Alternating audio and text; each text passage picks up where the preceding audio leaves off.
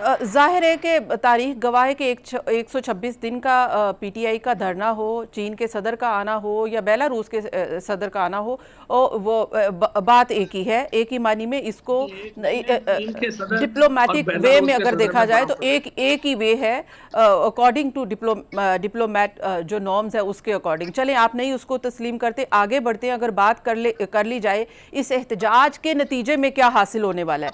इसके एहतजाज के नतीजे में पीटीआई का ये दावा है कि बानी पीटीआई को रिहाई करवाई जाएगी, लेकिन आपने जैसे कहा कि मुज़ाकरात कब तक शुरू होते हैं।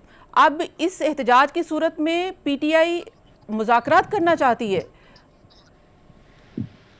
ये देखिए पीटीआई ने तो अपने मुताबिक प्रेशर टैक्टिक्स के तौर पर इस एहतजाज को यूज करना चाह रही है। जाहिर है पॉलिटिकल पार्टी ऐसे ही करती है। पॉलिटिकल पार्टी में अगर कैपेसिटी हो जैसे कि पीटीआई में है मुल्क को स्टैंड स्टिल करने की, तो वो फिर इसको ही यूज करेगी ना, आवाम ही को वो कहेगी कि आप हमारे लिए निकलें। और ये कैपेसिटी इस वक्त तहरीक इंसाफ के अलावा तो किसी और में नहीं, लिहाजा जाहिर है कि वो इसको इस्तेमाल करते हैं। इमरान खान के अलावा किसी और में नहीं है, ये कहना चाहिए। तो अच्छा। जो मुज़ाकरात हैं उनकी इब्तिदा तो हुई है, तो बातचीत तो हुई है, पहले भी हुई है, लेकिन अभी कंक्लूड जो है वो नहीं हो सके और दरमियान में कुछ रखने भी आ गए हैं। बट लेट्स सी कि इसको कैसे आगे बढ़ाया जाता है और ये मुज़ाकरात जो हैं वो बाकायदा कब शुरू होते हैं। और इसको मेरा तो ख्याल यही है कि बातचीत से होने चाहिए। जिस तरह मैंने कहा कि कोई ऐसा मुतालबा तो है नहीं कि जिस पे अमल ना हो सके। पॉलिटिकल प्रिजनर्स को जो राइट्स हैं देना, वो तो आईनी और कानूनी तकाजा है और हुकूमत को पूरा करना चाहिए। यानी कि इसके नतीजे में एहतजाज के नतीजे में मुज़ाकरात की राह हमवार करके बानी पीटीआई की रिहाई का एक एग्रीमेंट कहें या कुछ ये एनआरओ कहें या कुछ ऐसा हासिल करना चाहती है पीटीआई। इस एहतजाज की सूरत में लाखों लोग जमा करके बानी पीटीआई को बाहर जेल से ले आएंगे, ऐसा नहीं है। ये भी पता है पीटीआई को। क्यों?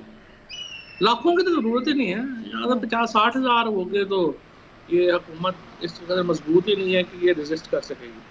बहुत लंबी चौड़ी तो जरूरत ही नहीं है। कोई बांग्लादेश इतना लंबा चौड़ा एहतजाज की जरूरत ही नहीं है। यहाँ तो हुकूमत बहुत ही कमज़ोर है और इसके जो हालात हैं वो बड़े पतले हैं। ये तो आप देखते हैं कि अगले 48 घंटों में प्रेशर कितना बिल्ड होता है और कैसे हुकूमत जो है वो चलती है। ये आसान नहीं होगा हुकूमत के लिए इसको टैकल करना, और मुझे उम्मीद है कि अवाम की फतह होगी इंशाल्लाह। अच्छा फवाद साहब, अभी आपने मुज़ाकरात की बात की है, मुज़ाकरात किस सतह पे हो रहे हैं? हुकूमत के साथ हो रहे हैं और वफाकी वज़ीर दाखिला वो मुज़ाकरात लीड कर रहे हैं हुकूमत की जानिब से, या फिर मुक़्तदर हलकों के साथ मुज़ाकरात हो रहे हैं पीटीआई के? नहीं, अभी मोहसिन नकवी साहब को आप क्या कहेंगे, एस्टैब्लिशमेंट कहेंगे या सिविल हुकूमत कहेंगे? क्या कहेंगे? अभी तो जाहिर है कि हम तो ये वफाकी हुकूमत का हिस्सा है ना, तो सिविल में ही आएंगे। तो चल बस ये कह लें, फिर कह लें हुकूमत को। नहीं, जो आप कहना चाहते हैं आप वो कह दें।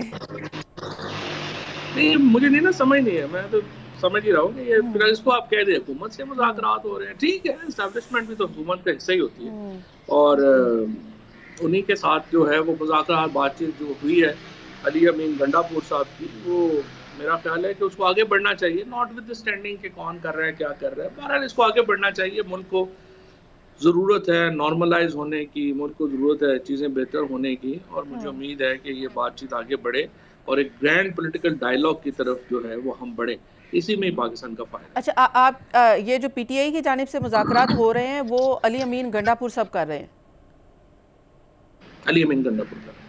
जी ठीक है। अच्छा, ये मुज़ाकरात की जो नोयत है या मुतालबात हैं वो फर्स्ट ऑफ क्या हैं? ये जिस तरह से एहतजाज में कहा गया है कि पहले तो कैदियों की रिहाई और ख़ासकर बानी पीटीआई की रिहाई, ये मुतालबा है? पीटीआई के तो देखे ना 3 मुतालबात हैं। पहला मुतालबा ये है कि जो मैंडेट है उसका वो वापस किया जाए। दूसरा मुतालबा ये है कि 26वीं आईनी तरमीम रिवर्स की जाए, और तीसरा मुतालबा ये है कि बानी पीटीआई समेत जो तमाम पॉलिटिकल प्रिजनर्स हैं उनको रिहा किया जाए। अब इनमें से जो फौरी मुतालबा जिस पे बातचीत होनी है वो तो ज़ाहिर है कि तीसरा ही है कि पॉलिटिकल प्रिजनर्स को रिहा किया जाए, और वो भी उसका जो मोड है वो क्या होगा ये अभी तय होना है कि फौरी तौर के ऊपर पैरोल के ऊपर रिहाई होगी जमानत पे रिहाई होगी, क्या होगा, ये चीज़ें हैं। तो मेरे ख्याल में ये जो तीसरा मुतालबा है, अगर ये हुकूमत मान ले तो फिर बाकियों के ऊपर तो बातचीत ही शुरू होनी है ना। वो फौरी तौर के ऊपर तो उनके ऊपर कोई अमल नहीं होना, लेकिन उस पर बातचीत शुरू हो जाएगी और मुल्क में सियासी टेम्परेचर नीचे आएगा। तो इसलिए मुझे नहीं समझ आता कि हुकूमत का तीसरे मुतालबे को मान लेने में क्या प्रॉब्लम। फवाद साहब, आप भी जाहिर है कि इस सारे पार्ट ऑफ गवर्नमेंट रहे हैं। अपनी गवर्नमेंट को कमज़ोर, मज़ीद कमज़ोर से कमज़ोर करने के लिए वो ऐसा कदम तो कभी नहीं उठाएंगे कि वो पहला मुतालबा या आपका आखिरी मुतालबा के बानी पीटीआई की और कैदियों की रिहाई वो फौरी तौर पे कर दें, क्योंकि उनको पता है कि अगर रिहाई हो गई तो उनकी जो हुकूमत अभी कमज़ोर हुकूमत है वो मज़ीद कमज़ोर हो जाएगी। तो वो भी तो कुछ चाहेंगे कि उनको भी कुछ गारंटी दी जाए। तो क्या पीटीआई ये गारंटी देने को तैयार है कि उनकी गवर्नमेंट को नहीं छेड़ा जाएगा, नहीं गिराया जाएगा? देखिए, गवर्नमेंट से इस तरह गारंटियों पे तो नहीं ना चलती। गवर्नमेंट में हमेशा जो पॉलिटिक्स है, ये तो आर्ट ऑफ पॉसिबल है। अब आपने ये देखना है कि अगर आप एहतजाज कामयाब होने से ज़्यादा कमज़ोर होंगे या बातचीत कामयाब होने से ज़्यादा कमज़ोर होंगे।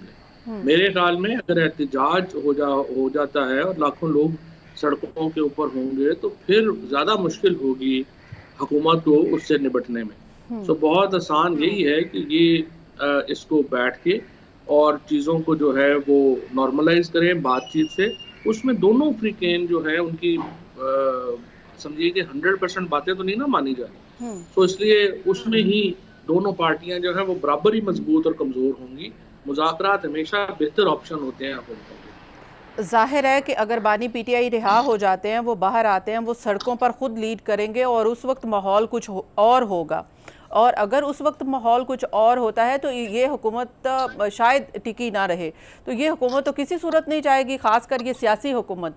तो क्या फिर मुक़्तदर हलकों की जानिब से ये कहीं ना कहीं यकीन दहानी है कि रिहाई हो जाएगी?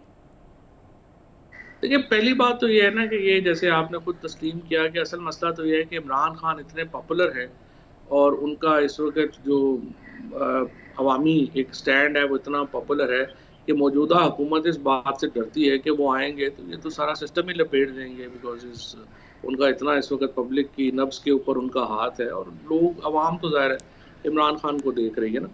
तो ये बिल्कुल आपकी बात ठीक है, यही खौफ है जो इमरान खान को जेल में रखे हुए है। और दूसरी बात यह है कि फिर इसके मॉडस ऑपरेंडाई बनाए जा सकते हैं, चीज़ें बनाई जा सकती हैं। लेट्स से अगर आप उनको पब्लिक एक्सेस अभी नहीं देना चाहते तो फिर उसके लिए आप उन्हें बनीगाला शिफ्ट कर दें, हाउस अरेस्ट कर दें। बाकी जो कैदी हैं, यास्मीन राशिद हैं, एजाज चौधरी हैं, उमर चीमा हैं, महमूद रशीद हैं, शाह महमूद कुरैशी साहब हैं, उन लोगों को तो जो है वो आपको रिहा करना चाहिए ना। उन लोगों को तो छोड़ें ताकि एक सेंस तो आए। अच्छा, ये जो ट्रस्ट डेफिसिट है जो काफ़ी अरसे से, जब से ये मामलात ख़राब हुए हैं तब से है, तो इसको ट्रस्ट बिल्डिंग के लिए आपका ये ख्याल है कि अगर बानी पीटीआई को रिहा नहीं भी किया जाता तो एटलीस्ट जो सेकंड लीडरशिप है उनको उनकी रिहाई मुमकिन बनाई जाए? जी जी बिल्कुल, उनकी रिहाई मुमकिन बनाई जाए और जो इमरान खान है उनको जो आइन के मुताबिक उनका जो हक है as a former prime minister, जो एक क्लास में शिफ्ट करना, उनके घर में उनको शिफ्ट करना, वो तो कम से कम करें ना। चलिए इसके ऊपर आगे बढ़ सकते हैं और इस पर बातचीत हो सकती है।